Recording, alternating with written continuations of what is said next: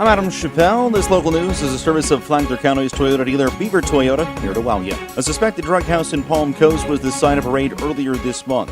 After multiple tips came in via Crime Stoppers about suspicious activity, a search warrant was issued. Deputies of the Flagler County Sheriff's Special Investigations Unit then went to the home on Ferriston Lane back on February 1st. Inside of that home, they found 1 dozen guns, a half pound of cannabis, and more than $8,400 in cash. 27-year-old Morgan Michael Burns and 63-year-old Timothy Burns were both arrested and taken into custody. The younger man faced the most serious charges, including possession of a firearm by a convicted felon and possession of cannabis with intent to distribute. Those two arrests then led to another man, a 20-year-old Felix Vega. Yesterday morning, police searched his home on Pine Grove Drive in Palm Coast and found more than 5 pounds of cannabis, 1.5 pounds of THC oil, and more than $46,000 in cash. Additional charges are now pending against both the younger Burns as well as Vega. This portion of WNZF Local News, a service of the Daytona Beach International Airport. Fly to the Big Apple in a New York minute on JetBlue from the Daytona Beach International Airport.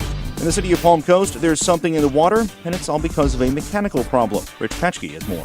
Officials say it was a mechanical problem that happened Thursday at a Palm Coast water treatment plant that caused the chlorine level to increase above normal. It didn't interrupt the water supply, but it may have resulted in customers detecting a strong chlorine odor and taste until those chlorine levels equalize back to normal. The area affected is south of State Route 100 in Palm Coast, and officials say while the water is safe to drink, it's best to remove the chlorine before consuming it by boiling the water or flushing out faucets. Some customers may have discolored water, which can be remedied by running faucets until the water goes clear. From the WNCF Newsroom, I'm Rich Petchke. Speaking at the Flagler County Economic Opportunity Advisory Council meeting, Heather Schuberg, Vice President of Business Development at Enterprise Florida, and Jerry Mallett, President of the JAX USA Partnership, indicate economic development activity is down in the Sunshine State. Schuberg says one turnaround strategy is reminding businesses of Florida's advantages. Something that doesn't get brought up very often, but it is rather important when companies are making decisions about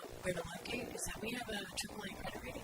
And so from a tax policy and a state policy and our financials, that is something that companies do look at. Then Mallett adds the impact being felt by the JAX USA partnership that includes Flagler County. Ever since our state legislature started having a lot of discussions that sounded like they were very unfriendly to business, we have seen a drop-off. Second solutions flat out say, you know what, you're not totally off the radar, but there is no large project I would bring to Florida. Only if something just really fits, because we're not sure where you're going and what the environment's going to be like. Mallett says one way to change that perception is to look at everything in the region that affects our ability to grow and develop, and that includes another session in Flagler County on April 11th. I'm Karen Johnson. And finally, a march is being held tonight as Flagler County students, faculty, and supporters are gathering in support of the students at Parkland High School. The march will begin at Wadsworth Park on the mainland side of the Flagler Beach Bridge at 6 o'clock, then cross the bridge over to Veterans Park. The march will be also part of First Friday in Flagler Beach. That's where Flagler Palm Coast Class President Tyler Perry will read aloud the names of the 17 people who lost their lives in the Parkland school shooting. Now you're up to date. I'm Adam Chappelle.